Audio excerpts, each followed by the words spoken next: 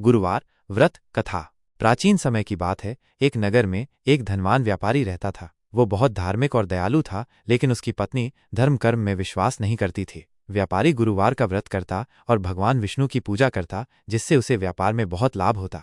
उस व्यापारी की एक नौकरानी थी जो गुरुवार का व्रत रखती थी और भगवान विष्णु की सच्ची भक्त थी। उसकी भक्ति देखकर लक्ष्मी जी प्रसन्न थीं, लेकिन व्यापारी की पत्नी इस बात से चिढ़ती थी। वह नौकरानी को व्रत रखने और पूजा करने से मना करती, लेकिन नौकरानी अपने संकल्प पर अडिग रही।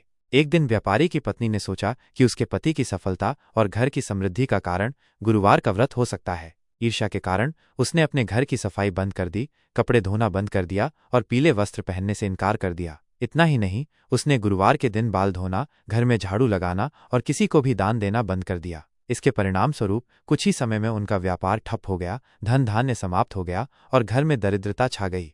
व्यापारी दुखी रहने लगा और परेशान होकर एक दिन घर छोड़कर दूर देश चला गया। जब वो वहां पहुंचा तो उसने एक सेठ के यहाँ नौकरी कर ली। इधर उसकी पत्नी दुखी रहने लगी और परेशान होकर नौकरानी से अपनी समस्या बताई। नौकरानी ने उसे समझाया कि ये सब गुरुवार व्रत और पूजा न करने के कारण हो रहा है।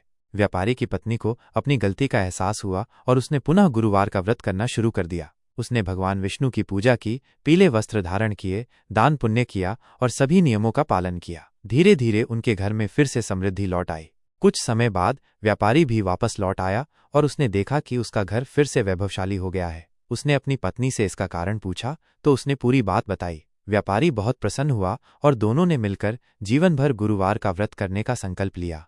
इस प्रकार जो भी व्यक्ति गुरुवार का व्रत सच्चे मन से करता है और भगवान विष्णु की पूजा करता है, उसके सभी कष्ट दूर हो जाते हैं और जीवन में सुख समृद्धि बनी रहती है। ओम श्री विष्णवे नमः।